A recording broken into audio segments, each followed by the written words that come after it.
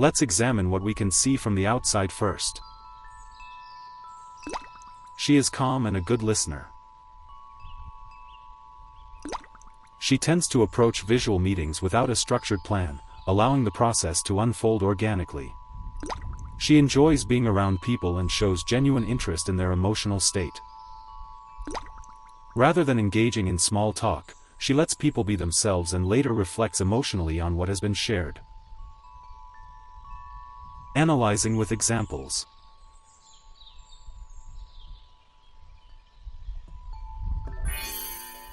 Example 1. In an interview of Joyce Meng, Finding Your True Self in Coaching, by Leon Tsao.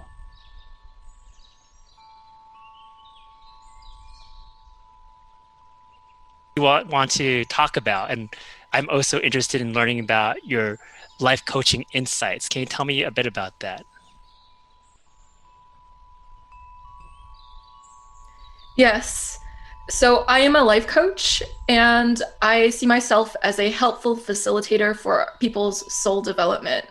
So some insights from coaching is I really like to get people to really figure out who they are at their core. I want them to figure out like who their true being is, and the ways that they've been being far or distant from that. Because I think when people are feeling sad or weird or depressed, it could be because they're not in alignment with who they are at their core. What I like to do during my coaching is I want to strip all superficial titles off of someone. Like, a lot of people identify with the job that they work at, which is great, or their title at their home, or some sort of label that other people give them. And so they have all these labels, but I want to see how they're like without all these labels. What is them apart from what they're used to associating themselves, which is more of a persona rather than a person. So I want to strip away the persona to get to the person. I want to strip away the conditioning to get to the person, so that they can use their knowledge of who they really are to really point a direction in their life that is helpful rather than hurtful towards themselves. Yes, yes.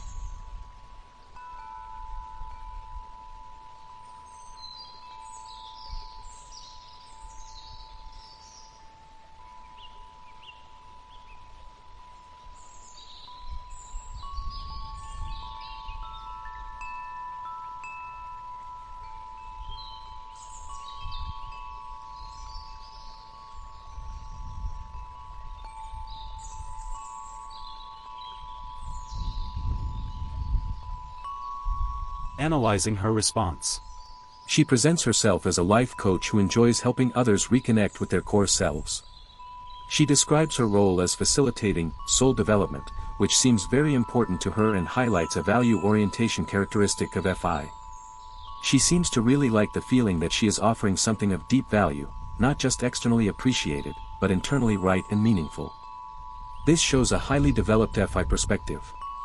The metaphors she used, like stripping away labels to reach the person underneath, show a highly experiential and sensory approach that's SE focused on what is present and observable. The way she speaks about the events isn't distant or symbolic as NI-dominant users might do, but grounded in what is seen, felt, and perceived directly. SE allows its high users to notice what people wear, how they speak, how they hold themselves, and then FI interprets the emotional truth beneath that. Although she makes cause and effect connections, suggesting that depression or sadness may come from being disconnected from one's core, these are not structured, analytical deductions based on external logic. This shows an inferior TE function. She wants her ideas to make practical sense, to offer direction. TE used in service of FI's emotional clarity. We also see a presence of NI, especially when she speaks about helping people gain a direction in life. But this direction isn't derived from a long-range programmed vision or symbolic synthesis.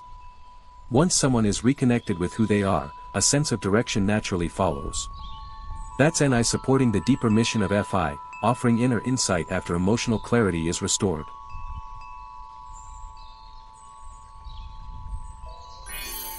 Example 2.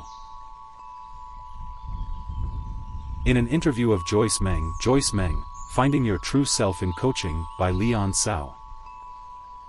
Right. What I believe is, I believe self-care is a form of release, and I believe coaching can be a big release for people, like a mental release. It's almost like they've had so many jumbled up chords in their brain, when you have a pair of headphones and they're jumbled up, and that's someone's mind. And so what coaching does is it unravels those jumbled up chords of a phone and make it straight again. They'll say a statement and I'll stop them and I'll get them to reevaluate it. Because I'm like, wow, that statement held way more weight than you thought it did. And so I'll go like, what did that actually mean to you? And they'll think about it a second time, but this time they'll pause more. And so you can retrace the end result of things back to why it happened. And for some things, it's a self-cause. And those are within your circle of control, your circle of mastery. So if you can identify the things that you can really look into and put heal truly instead of healing partially, because a lot of us we do half healing with ourselves. We don't fully heal ourselves. We kind of we don't go the full way. We don't let ourselves fully experience what we needed to experience. It's almost like we're a bundle of unmet needs over time. She described self-release as similar to what happens during self-care, a kind of physical, body-based experience that also reflects the involvement of the SE function. Describing emotional confusion as jumbled up chords like tangled headphones shows a clear use of SE. It's a grounded, concrete metaphor drawn from everyday life, not abstract or symbolic. And an important distinction to note here is this: a genuinely intuitive person would describe a similar kind of mental confusion using abstract, reality-bending imagery, for example, saying their mind felt like a maze, or that they were trapped in a dream they couldn't wake up from, or even that they were stuck in a world where logic twists, like something out of Alice in Wonderland. In contrast, the example here doesn't detach from reality or shift into fantasy. This difference strongly suggests ASE. This process of revaluation is not about correcting logic or factual errors, TI, nor about guiding someone to relate or behave in a way that aligns with the emotional and social expectations of a connected group, FE. She is encouraging a process of self-directed emotional accountability, something very aligned with FI-TE interplay. FI identifies what matters emotionally, while TE is subtly at work by framing this awareness in a practical, action-oriented way. Reconsider this. What do you really mean by it? What can be done with that understanding? The idea of retracing events backward to uncover their origin is a NI process, synthesizing meaning and seeing causal chains over time. The recognition of a circle of control reflects TE's practical orientation, identifying what can be acted upon and improved. The critique of partial healing, we don't go the full way, implies that true resolution only comes from reaching the root cause, again, and I guiding the way of the full healing, and TE wanting full, effective outcomes. Inferences. Which of the 16 personality types is Joyce Meng? According to the examination of the examples, ultimately, Joyce Meng shows a consistent reliance on the dominant FI function. Her worldview is shaped not by abstract symbolic interpretation or collective emotional management, but by personal authenticity, real-world observation, and emotional grounding. While she may believe she is an INFJ, her function usage suggests otherwise.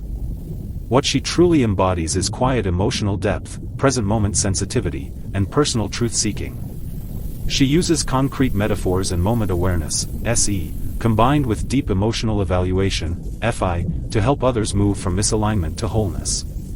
There's a strong emphasis on what is really happening now, rooted in SE. She cares deeply, not about maintaining outer harmony, FE, or delivering abstract insights, NI, but about living with internal congruence, and helping others do the same. Even though NI and TE are active, they do not dominate. TE judgment identifies where people fall short of action and resolution, while NI's map guides what the full picture would look like, how things are connected. From these analyses, it is concluded that she is an ISFP.